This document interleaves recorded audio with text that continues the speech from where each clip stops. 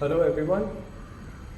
Today I wanted to shift the topic a little bit and we are going to discuss about anonymity today.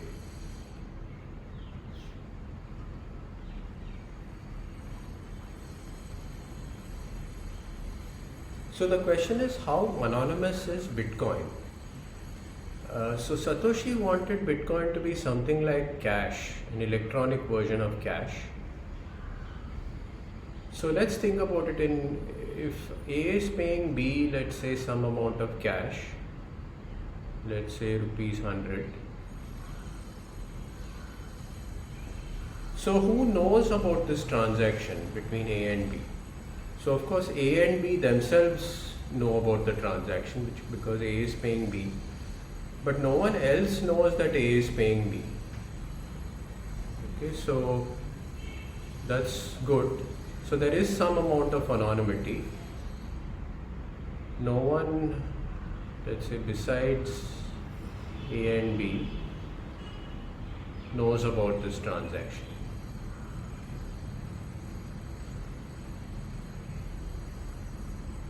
Okay. So it gives A and B some amount of anonymity, and that may be something that they want in practice, right? So you never know. Why giving out information about your payments can be used against you, right? So that's one reason you want it to be anonymous, right? And so of course people might use the anonymity for negative things like avoiding tax. Somebody pays with cash and they avoid paying tax. Okay, that's a negative reason, but there also may be good reasons for having anonymity, that somebody might use it against you for some reason. Okay, so just for privacy, for example, people don't want everybody to know what they are buying or where they were and that sort of thing, right? Sometimes even the payment information might tell people where you were located at a particular point in time, right? And people prefer their anonymity, right? So now when we think about Bitcoin, how much of this does it give us?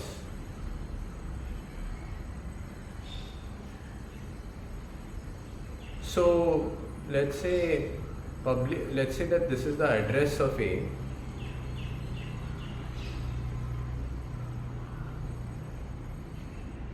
So public key of A, and of course Bitcoin addresses are a function of this public key, but right now we'll just ignore the difference between the address and the exact public key.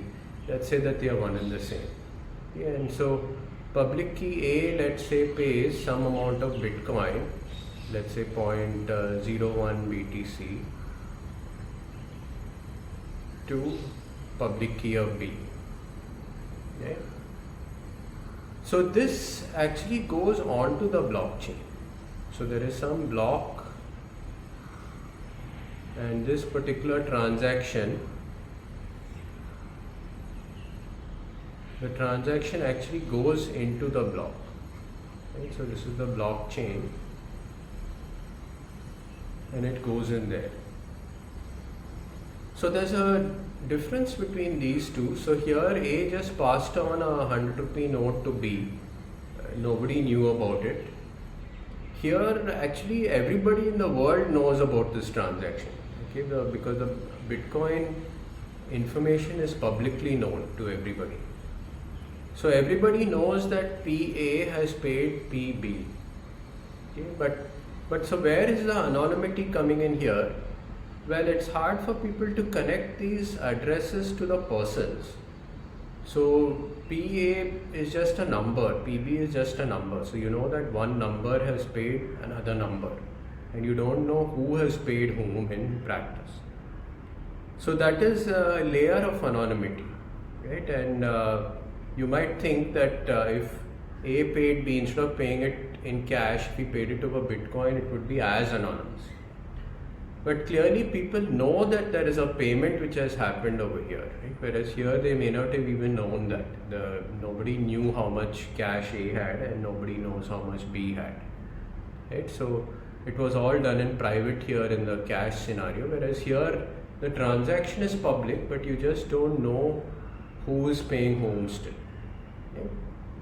But still, how anonymous is it? Can people try to guess?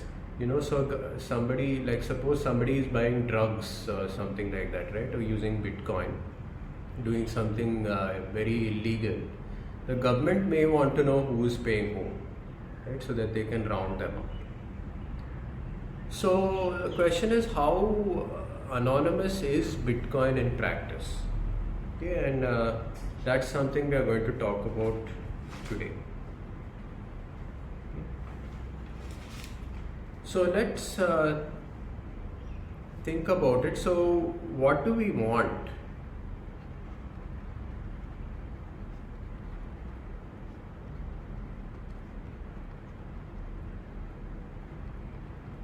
So by the way, in the last live session, somebody said, give us the reading material. So you have to read chapter 6 in Arvind Narayanan's textbook. So pretty much what I'm going to talk about is from there.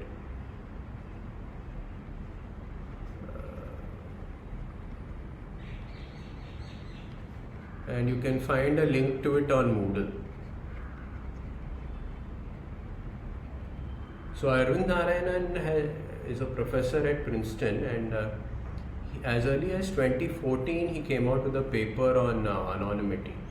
Right? So quite early in the Bitcoin research communities or whatever work, he came out with a paper. Right? So anyway, you can have a look at his textbook chapter 6 on anonymity if you want more details. So what do we want? What are the properties of unlinkability, right? So let's think about it. So PA is paying PB, okay, and let's say some small amount. Okay, so of course this is a big amount today, but it would come up to about what, $100, I think, at least. Anyway, so in this particular case, let's think about it. So suppose you just saw the transaction, you were a newcomer to the Bitcoin blockchain, you wouldn't know, you just know that somebody is paying somebody 1/100th of a Bitcoin, okay? But suppose the government sort of somehow figured out that PB is B's is, let's say, B's address, right?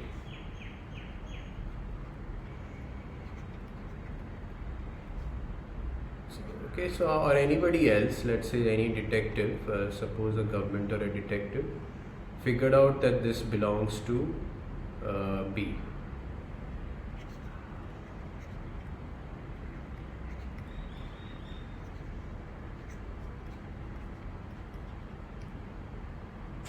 Okay, and how might this be done? Well, one thing is, like, B might be like, say, a Starbucks, and they might make their public key available, that everybody knows. It's sort of like a QR code which they put in their shop. You can scan it and pay with Bitcoin, right? And so the government, of course, or the detective agency figures out that that particular public key belongs to B because it's known, right? And now the question is, can they figure out who has paid B? Okay, let's say that he bought something from this shop belonging to B. So can somebody figure this out? So definitely B is somebody who knows who paid him, right? At least if it's a physical transaction. But of course, if it is done anonymously over the internet, maybe B doesn't know who paid him, right? Maybe he doesn't care. Maybe he just sends the whatever goods he's selling to some physical or electronic address, depending on what type of good it is, right? It's possible that he doesn't know who A is, but quite likely that he knows who A is, right? So the government or detective agency can go to B and say who paid you, right? And they also know roughly the time that this was paid. That corresponds to when the transaction showed up in the blockchain, right? So it can say who paid you between such and such a time on such and such a day, and B might reveal that information, right? And then they get to know who is A, right?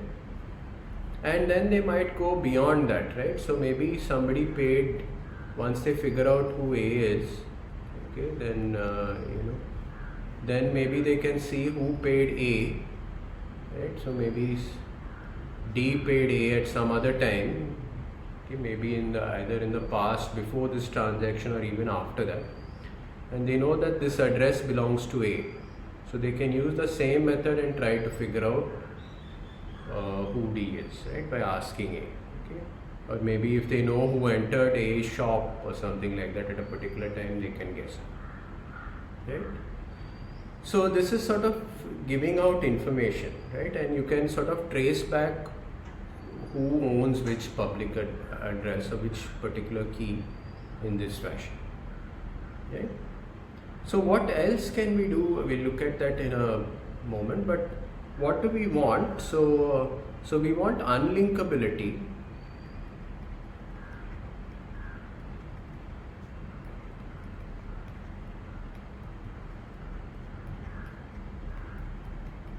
So we want to have sort of public addresses and persons somewhat unlinkable if we want anonymity. So that was the goal of Satoshi, and we'll see how this might be possible. So first of all, we want it to be hard to link different addresses of the same user.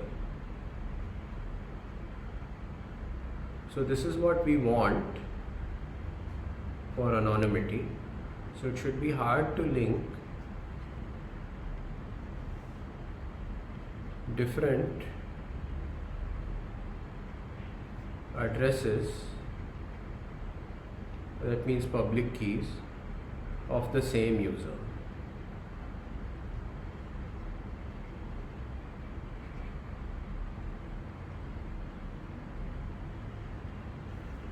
So even if you figured out that A has that this particular address belongs to A, maybe he has another address, right? P1A1 or something like that, or PA2, because any particular user can have any number of addresses, right? You don't have to have all your Bitcoin in one particular address, and actually it would be a bad idea to do that, because if somebody figures out your secret key, maybe you've encrypted it somewhere and he sort of decrypts that key, then you've had it, because he can spend your Bitcoin, right? So in order to maintain anonymity, normally people would want to split up their key, their money, their Bitcoin among many different public keys, right? So that people can't know how much they have, or they can't steal the money easily and whatnot, right? So we would want it to be hard for somebody to link the different addresses of the same user. Okay, so even if he figures out one of them, he shouldn't be able to guess the others. Then we would like to make it hard to link the different transactions of the same user. Okay, so the same user, let's say, has paid B, maybe A has paid B, and maybe he has paid C in another transaction. It should be hard for us to do that. Okay, so A is paying B and A is paying C some Bitcoin. We want it to be hard for people to connect these two. Okay, so of course, if he uses the same address in both, then people might be able to track it, right? They know that it belongs to the same person. But maybe he would want to use different addresses, right? But the question is, how does he do this well? I mean, he has to do it in such a way that it's hard. I mean, because Bitcoin transactions might be a bit tricky. You might want to combine money from different addresses in order to pay somebody, just because you don't have enough money in a particular address, right? So, but anyway, we want to sort of, these two are related to each other, and you want to make use of property 1 in order to ensure property 2 also. Okay.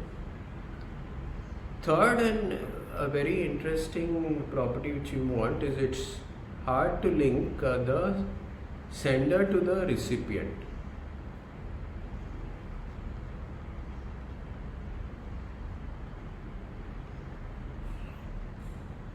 So sender of a payment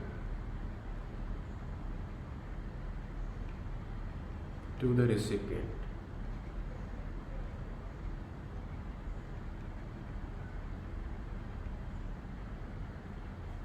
So this is interesting. So how could we do something like this? So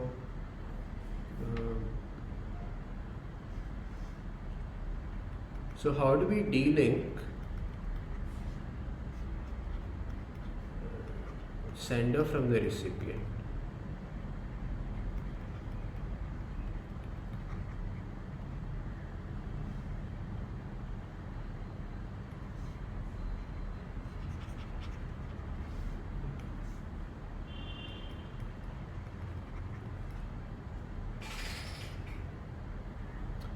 So A is paying B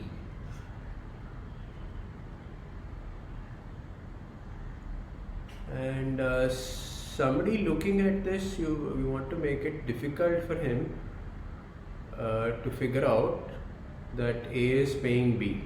Okay, that should be delinked. Even if he knows that this address belongs to B. So this is what is happening. This is going on the chain.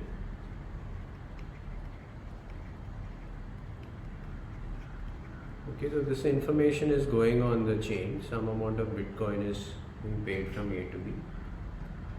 And you want it to be hard for somebody to be able to connect that A is paying B. So how could we do this? So let's say that A was paying 3 Bitcoin to B. And let's maybe just have a try at trying to make it anonymous. So let's say that A pays some address P1, he pays 3 Bitcoin and he generates another transaction where P1 pays P2 3 Bitcoin and then P2 pays PB 3 Bitcoin. Okay, so let's say that somebody knew that this is the address of A and this is the address of B, but what we want is we wanted to be able to delink these. Okay, so even knowing PA is A's and PB is B's address, we do not want people to know that A is paying B.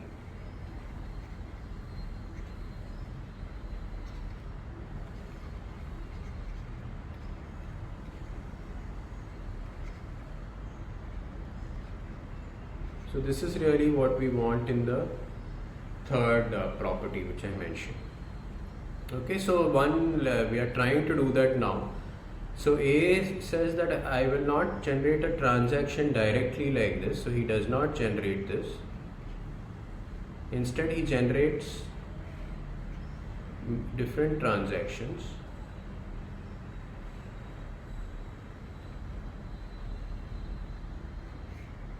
Let's say he does this.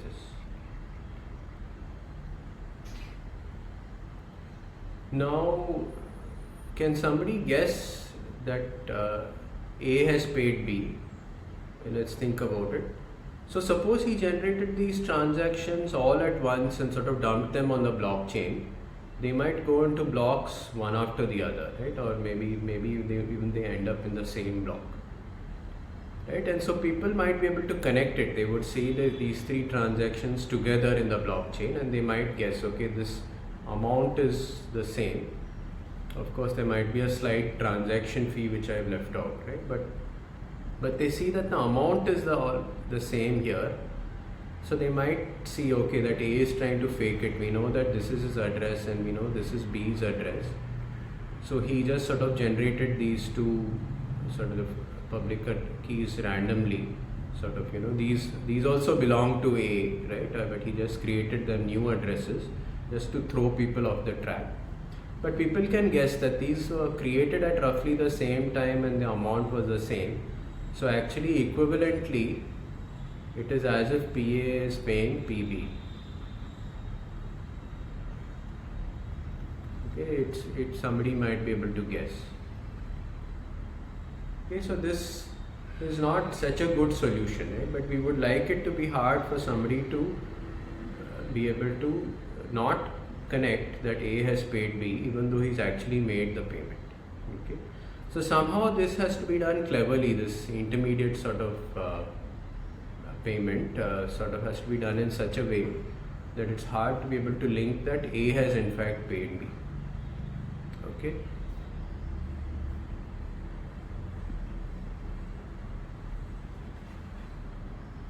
So let's see how might somebody actually de-anonymize Bitcoin. A bit about this before, but first is of course that the recipient uses a well-known address.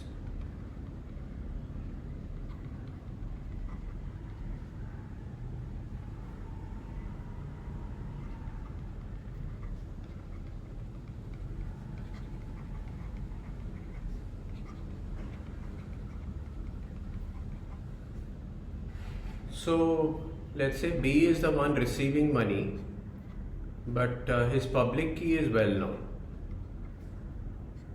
Okay, he puts on his website or whatever. Okay, so many times you find people say, if you want, I've written some freeware, free software or whatever, and if you want to donate money, then this is the public key you can use. Okay, so lots of people might donate to that, and then but his address is known, right? And effectively what we have is some sort of a graph, right? So each transaction is sort of, let's think about it, each transaction has a set of inputs and a set of outputs, and these might go to other transactions, right? This one might go to another one, there may be some other, right? So there is some sort of a graph formed here, right? Where the transactions are nodes, right? And it's a directed graph, right? And what we want to do is, let's say that we figured out this particular one because it's a well-known address, right? Let's say, right? Or maybe all three are well-known addresses or whatever. I mean, it depends. One of them might be a well-known address, right? And maybe we have another address which we know, right? So we start out with these well-known addresses, right? Because they are put out there and we sort of know who it belongs to, right? Maybe this person is selling coffee, and then we can sort of see where all in this Bitcoin transaction graph we see this particular address, and we know that those are probably coffee payments, right? All these people are buying coffee, right? And we know when they happen, and we sort of backtrack from there and try to figure out who paid them. Okay, so often what certain people do is that they don't use the same address, right? There may be a website which every time somebody wants to pay, they generate a new public key and give it to him to pay to. Okay? So of course they have access to all the private keys, right? So that they can spend the money later on. But just to preserve the anonymity of the person who's paying them, they might create a new address. Okay, so the solution would be that B generates a new key, let's say a new address for every payment.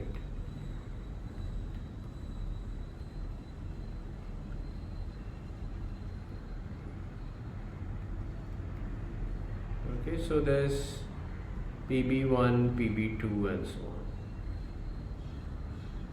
Right? Every time somebody wants to pay him, he generates a new address. Okay. So now let's think, suppose he does this, still what can people figure out?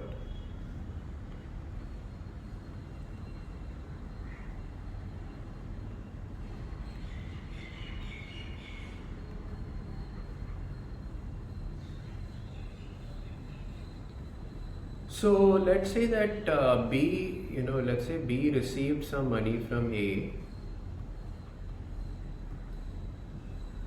and let's say he generated a new address, okay, and he got some money, okay. So now the question is, okay, so I mean the thing is, suppose, can people know that both of these belong to B? Okay, so this is a tricky question. So I mean, of course, if somebody is continuously tracking his web page, it may be hard. I mean, maybe they can get it, but of course this could be sort of randomly generated. I mean, only the person who has come to his website to buy something, only he gets to see the particular, let's say that in this case only C gets to see this address, right? It's sort of a dynamic web page, and only C gets to see this address, nobody else. So this is good that I mean that nobody knows that both of these belong to B, right? But let's think about it. So let's say that A paid 3 Bitcoin here, and C paid 5 Bitcoin. Okay, so these were two transactions. Now B wanted to use 8, or let's say B wanted to spend 6 Bitcoins.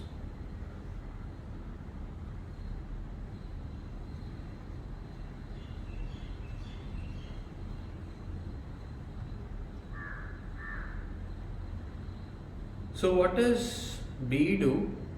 So these are two different transactions.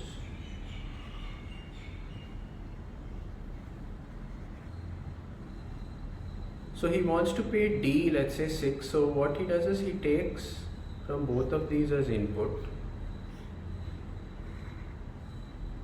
and he pays, let's say, somebody else.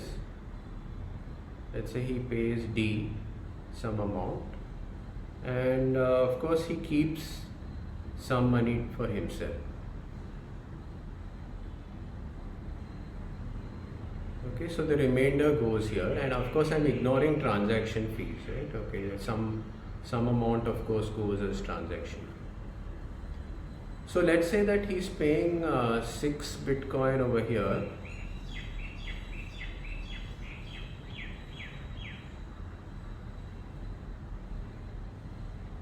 Six Bitcoin goes to D, and let's say 2 Bitcoin he pays back to himself. Okay. So now, of course, information has been leaked out because somebody looking at the graph knows that these probably belong to the same person.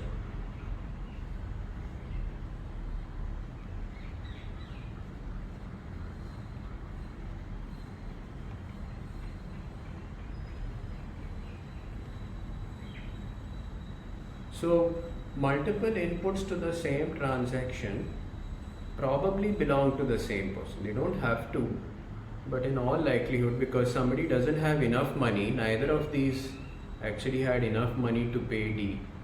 So what B did was he created, he created a new transaction which took input from both of these UTXOs, and he had enough money to pay D. So now, but people have been able to connect these two. So it's something like as if B used the same address. Suppose he had used the same address. We've almost reached that situation now, because people know that this belongs to the same person, and they can use that. Maybe they can try to figure out who A and C are. Okay. So this is sort of giving the game away a little bit. Okay. So another point, so I'll just call this the second point. The first was where the recipient makes his address publicly known, but by looking at the various inputs, you can sort of guess which addresses belong to B. Okay. So of course here you might say that I don't know it belongs to B, right? But at least you've got some information about that it belongs to the same person, right? So what we said, what we wanted initially is that it's hard to link different addresses of the same user, but now we've sort of started linking them together. So what else can we do to de-anonymize the Bitcoin network? So another thing that we can use is the change address.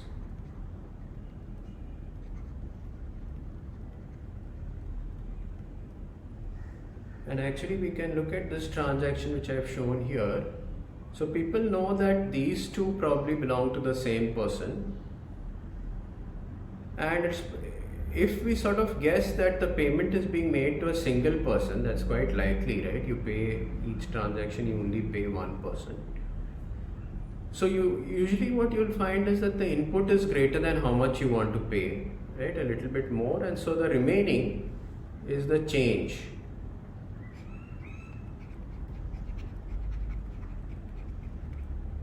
So the change which B wants to keep is paid to another address.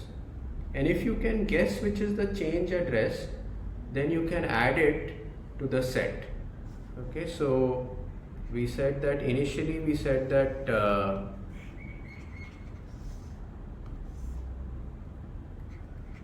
PB1 and PB2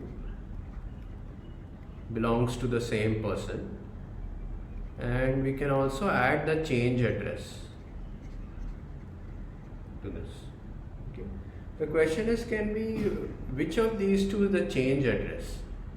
Is PD the change address, or is PB3 the change address?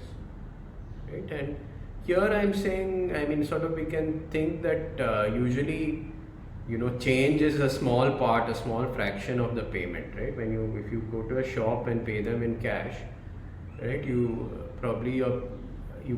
the change is going to be much smaller than the amount you paid them, and so you might guess that it is the second address, right? But in practice, so just a second, I'll just put this. Okay, but in practice that may not be true. Maybe somebody wanted to pay only 2 Bitcoin, and he just tried to fool people, okay, but I took money from both, right, and he paid more. Maybe this is the change address. So that's somewhat unlikely, because if he wanted to pay only 2 Bitcoin, then he could have just used one of these addresses. Any one of them had 2 Bitcoin, right? And so only if he wants to get really clever, he might do something like this. But combining these two addresses in the same transaction anyway is giving away information, so you might only want to use one of them if you're paying 2 Bitcoin. Okay? So one way to guess the change address is to look at the smaller amount.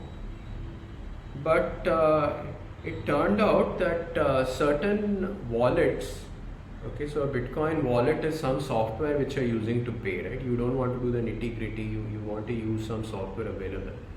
So these wallets, while you are paying somebody, they would put the change address in a particular location in the transaction. Okay, so for example, some wallets put the change address first. By default, put the change address as the first output. Okay, it's sort of like if we had PB1 and PB2, and B was using this type of wallet, then the change was automatically put first.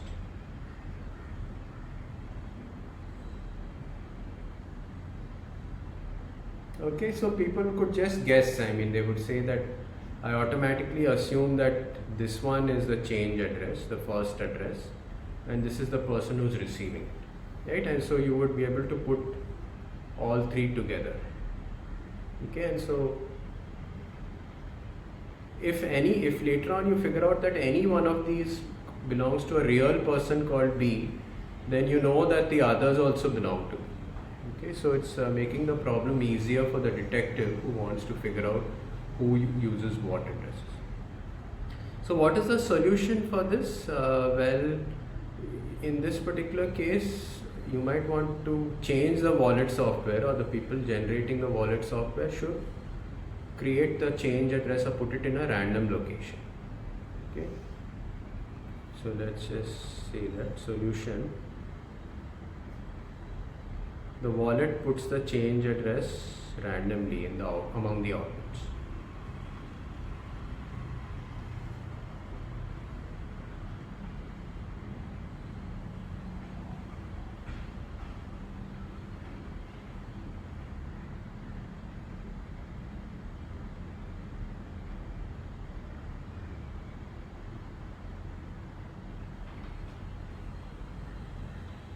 Okay, so does this solve the problem? Okay, let's think about. You might think that it does, because these two would be randomly sort of shuffled among them, right? And you wouldn't know which belongs to which. But it turns out that the wallets also did something else. Typically, they always generated a new address for the change address. So let's write that here.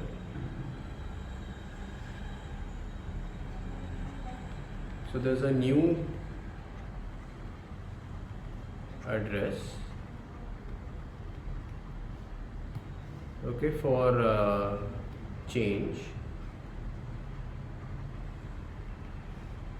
So looking at the same example, so B took from these two addresses that he had, right? So he is just paying somebody. So let's say that the wallet is doing this automatically. It is keeping track of which addresses he has and so on. And let's say that D is somebody who has not created a new address for payment. Let's say that he's used it before also. Okay, so suppose PD is used before, so it's not new. So it's already there in the blockchain, but right, so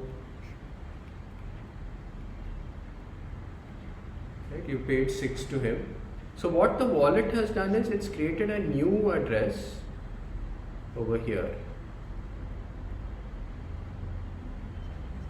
So the wallet thinks that it's being smart by creating a new address. It thinks that it's going to throw the detective off track, right? Because essentially it doesn't want to reuse PB1 and PB2, because then you would know definitely that this belongs to B, right? If you reuse an old address. So the wallet tried to be clever. It created yet another address, PB3.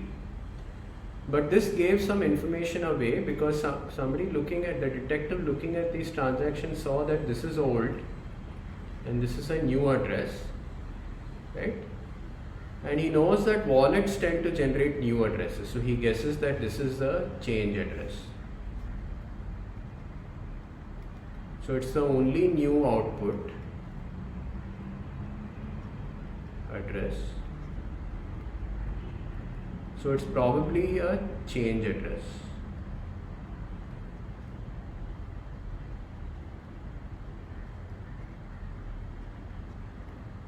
Okay. So now again people have used this information and they've clubbed PB1, PB2 and PB3 together.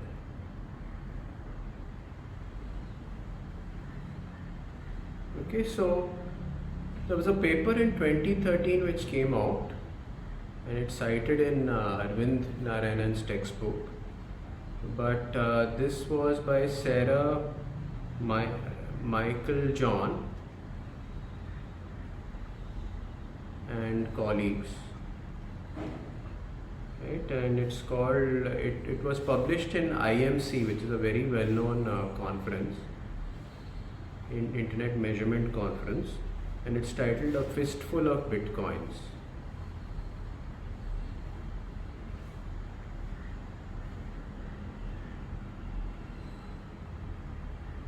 Right? And of course the title is a very long one, it continues after that. So they used these techniques and they were able to actually use the 3 points which I mentioned here, and maybe a few others too. And they were able to track down a lot of payments. They were able to de-anonymize a lot of payments. Right? They were able to say who sort of owns what public addresses and so on. Okay. So if you're interested in more details, you can have a look at that. Okay. So, so this is a little bit about how de-anonymization might be done. Okay, and we'll talk about how to, or maybe before we go to how to actually maintain anonymity, let's talk about other things too. So there is also something called network de-anonymization.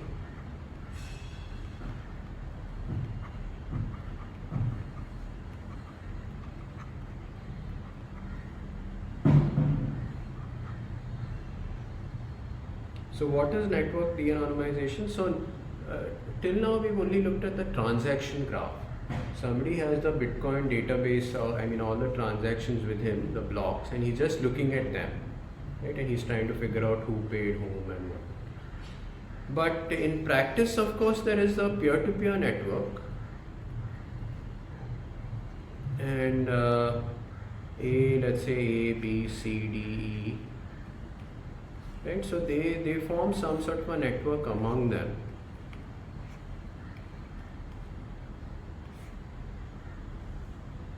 Okay, so suppose E is the one who's sending out a transaction. Suppose let's say that I call the transaction T. So E is the first one sending it out here, right? And then it goes to other people, right? It gets broadcast. F sends it to G, G sends it to C, whatever. Right? Maybe D sends it to G. Right? So suppose the detective has access to a number of these peers. Okay, can he figure out who's the first one to broadcast? So his goal is to sort of identify, he wants to connect T to E.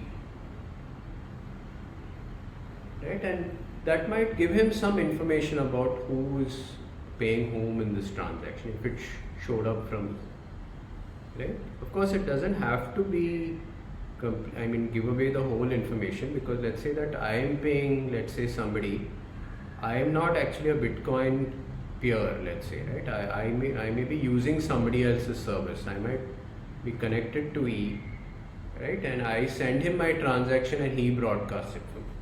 Okay, but that's still getting one step closer to me, right? If people identify E as the first peer in the Bitcoin network to broadcast, they're getting a bit closer to identify me who created the transaction, right? But it might happen that E is himself also creating the transaction. So what might the detective do? Suppose detective has access to a few nodes, or quite a few of them. And in this case, suppose he has access to B, C and D. Right? And let's say he synchronized the clocks very accurately, he used NTP or something, which gives fairly accurately synchronized clocks. Right? And he just timestamps. He sees that, okay, I got the transactions first at B and D, and I got it from E. Right? And then he sees that after some time I got it at C.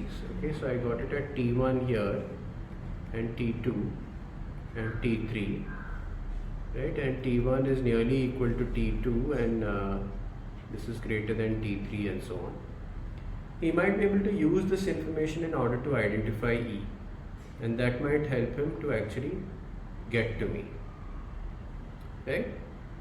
So this is a network level de-anonymization, right? And you would expect governments to be doing this, right? Because a lot of illegal transactions happen over Bitcoin, whether it is sale of drugs or weapons or whatever, right? Somebody once told me you can buy anything on the internet using Bitcoin, right? If you want a nuclear weapon also, there will be people selling. Of course, they probably won't be able to actually deliver a weapon because they don't have it.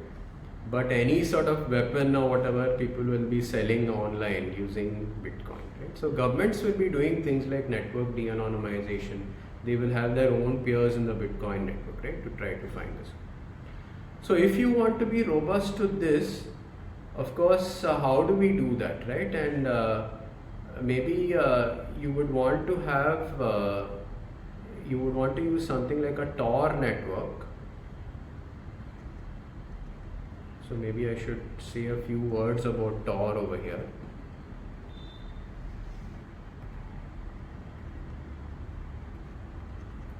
So the Tor network is a well-known way of sort of delinking persons from IP addresses, right? So suppose let's say somebody, let's say that A is a person, right? And A does not want to send these transactions from his own IP address.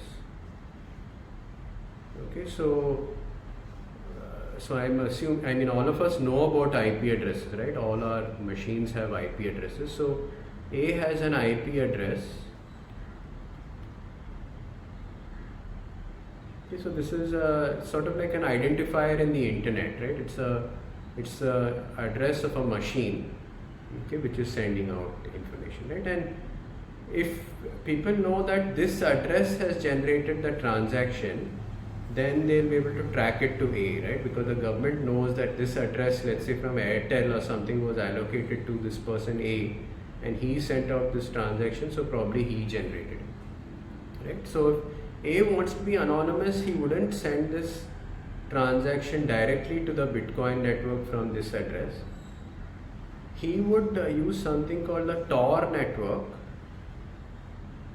So I'll just draw this as some sort of a tunnel, right? And let's say it goes to IPB, and so there is encryption used over here, and it's done in a clever way. Something called onion routing is used. So you can read up a little bit about Tor if you're interested. So I don't expect you to know the fine details of Tor, right? But at a high level, this is what it does. So you will send this transaction, or maybe let's complete. Let's say that C, and let's say this is connected to E, right? So what you do is you encrypt this transaction inside a packet, right? And you don't send it directly to E. Let's say that E is a peer-to-peer node, right? Okay, and so what you do is you send it to B. It's encrypted in a certain way, right? And there are these different layers of encryption, which is why it's called onion routing, right? And so B himself doesn't know what is in there, because I mean it's not encrypted using B's public key, but B can sort of remove the top layer, right? And he knows whom to send it next to in the Tor network. So this is, whatever I've shown here is all part of the Tor network. Okay. So B decrypts the outer layer and sends it to C, right? And C decrypts one more layer sort of and sends it to E. This final thing is encrypted using the E's key.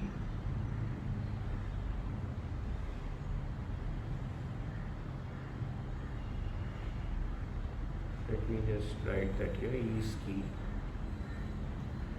Okay, so this, right? So you have multiple layers of encryption, and as this message goes through, each of this person first of all knows who the next person is, that is there in the sort of the layer that he gets, right?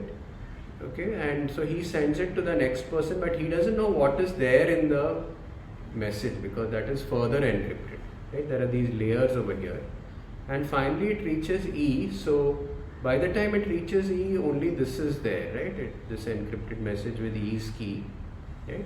So E is able to decrypt this, and he sends out T to let's say the Bitcoin peer-to-peer network. Okay.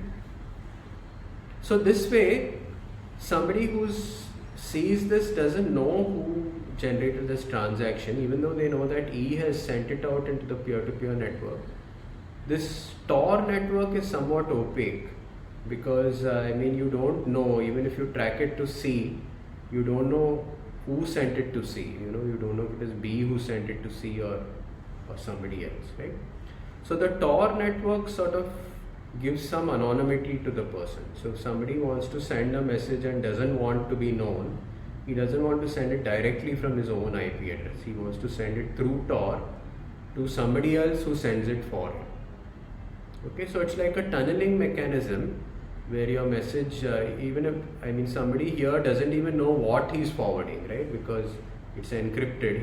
He doesn't know that this transaction is within his message because it's encrypted using E's public key. Okay, so to do network level de-anonymization, you would want to use something like Tor, right? But I'm sure the government's US government definitely has a way to sort of figure out who is sending messages through Tor.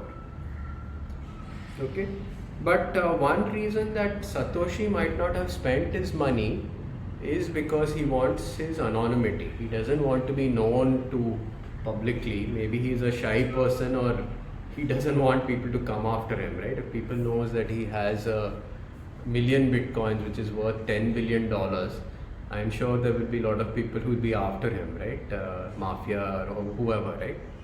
So he doesn't want people to know whom he is, and probably that's why he hasn't spent his money. Because as soon as he spends his money, people can look at the transaction graph, they can look at the network, try to find out which peer-to-peer node generated the transaction, and they try to find out who he is, right? So that's probably why he hasn't spent his money, right? But of course there are other reasons too. Maybe he has passed away. Some of the first people like Hal Finney, for example, there's another person, I think Kleiner is his name, Dave Kleiner. So they were two people initially involved in Bitcoin, and both died quite early, right, of some diseases. Right? They weren't that old themselves, I think. At least Dave wasn't very old, but they passed away, and so maybe Satoshi is no more too, right? But it's also possible that Satoshi just wants to be anonymous, which is why he isn't spending his money. Right? So in the next lecture we'll talk about something called mixing, which is a way of achieving anonymity in the transaction graph. Okay? It's not a network level anonymization, but it goes one step further to achieve de-anonymization in the transaction graph.